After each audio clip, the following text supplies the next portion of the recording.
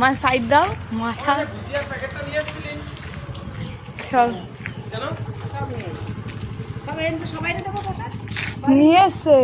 নিয়ে এসছে তাই বললো।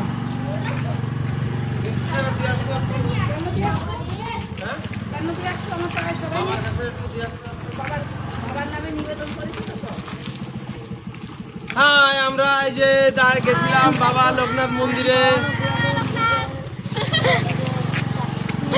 আমার গেন্টি কি করে রয়েছে এলান দিয়ে?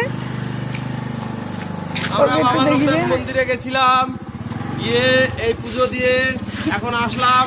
এই যে আমাদের মেন উদ্যোক্তা, এই যে